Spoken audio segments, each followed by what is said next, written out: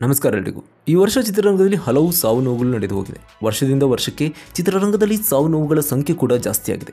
ಈ ವರ್ಷದ ಶುರುವಿನಲ್ಲೇ ಚಿತ್ರರಂಗದ ಹಿರಿಯ ಜೀವಿಗಳು ಇಹಲೋಕ ತ್ಯಜಿಸಿದ್ದಾರೆ. ಇನ್ನು ಯುವ ನಟ ನಟಿಯರು ಹೃದಯಾಘಾತಕ್ಕೆ ತುತ್ತಾಗಿ ಸಾವನ್ನಪ್ಪಿದ್ದಾರೆ. ಅಷ್ಟೇ ಅಲ್ಲದೆ ಚಿತ್ರರಂಗದಲ್ಲಿ ಮಿಂಚಬೇಕಿದ್ದ ನಟ ನಟಿಯರು ಮಾನಸಿಕ ಖಿನ್ನತೆಗೆ ಒಳಗಾಗಿ ಆತ್ಮಹತ್ಯೆ ಮಾಡಿಕೊಂಡಿದ್ದಾರೆ. ಮೊನ್ನೆ ತಾನೇ ಡೇನಿಯಲ್ ಬಾಲಾಜಿ ಅವರು ನಮ್ಮನ್ನೆಲ್ಲ ಬಿಟ್ಟು ಹೋಗಿದ್ರು.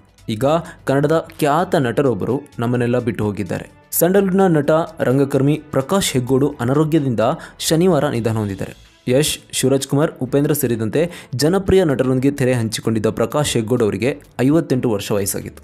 ಕೆಲವು ದಿನಗಳ ಹಿಂದೆ ಅನಾರೋಗ್ಯಕ್ಕೆ ಒಳಗಿದ್ದ ಅವರು ಮಂಗಳೂರಿನ ಪ್ರತಿಷ್ಠಿತ ಆಸ್ಪತ್ರೆಯಲ್ಲಿ ಚಿಕಿತ್ಸೆ ಪಡೆಯುತ್ತಿದ್ದರು. ಆದರೆ ಚಿಕಿತ್ಸೆ ಫಲಕಾರಿಯಾಗದೆ ಶನಿವಾರ ಅವರು ನಿಧನ ಹೊಂದಿದ್ದಾರೆ ಅಂತ ಮೂಲಗಳು ತಿಳಿಸಿವೆ. ಕನ್ನಡದಲ್ಲಿ 35ಕ್ಕೂ ಹೆಚ್ಚು ಚಿತ್ರಗಳು ನಡೆಸಿದ ಪ್ರಕಾಶ್ ಹೆಗ್ಗೋಡು ಅವರು ಯೇಸು ಪ್ರಕಾಶ್ ಕಲ್ಲುಕೊಪ್ಪ ಅಂತಾನೆ ಪ್ರಸಿದ್ಧಿ.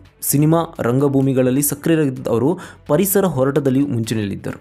ಯಶ್ ಅವರ ಜೊತೆ ರಾಜಹುಲಿ, ಶಿವರಾಜ್ ಕುಮಾರ್ ಅವರೊಂದಿಗೆ ಸಂತ, ಭಾಗ್ಯದ ಬೆಳೆಗಾರ, ಉಪೇಂದ್ರ ಅವರೊಂದಿಗೆ ಕಲ್ಪನಾ 2 ಜೊತೆಗೆ ವೀರು, ಮಾಡರ್ನ್ ಮಹಾಭಾರತ ಮುಂತಾದ ಸಿನಿಮಾಗಳಲ್ಲಿ ಕಲಾನಟನಾಗಿ, ಪೋಷಕ ನಟನಾಗಿ ಮಿಂಚಿದರು. ಇತ್ತೀಚೆಗೆ ಹೊಸನಗರದ ಸಾರಾ ಸಂಸ್ಥೆಯ ಜೊತೆ ಗುರುತಿಸಿಕೊಂಡಿದ್ದವರು ಕೆರೆ ಪುನರ್ಜೀವನದ ಮೊದಲಾದ ಸಾಮಾಜಿಕ ಕಾರ್ಯಗಳಲ್ಲಿ ತೊಡಗಿಸಿಕೊಂಡಿದ್ದರು. ಜೊತೆಗೆ ಸಾರಾ ಸಂಸ್ಥೆಯ ಖಜಾಂಚಿಯಾಗಿಯೂ ಸಕ್ರಿಯರಾಗಿದ್ದರು. ಅವರ ನಿಧನಕ್ಕೆ ಹಲವಾರು ಗಣ್ಯರು ಸಂತಾಪ ಸೂಚಿಸಿದ್ದಾರೆ. ಇನ್ನು ಅವರ ಆತ್ಮಕ್ಕೆ ಶಾಂತಿ ಸಿಗಲಿ ಅಂತ ಬಯಸೋಣ.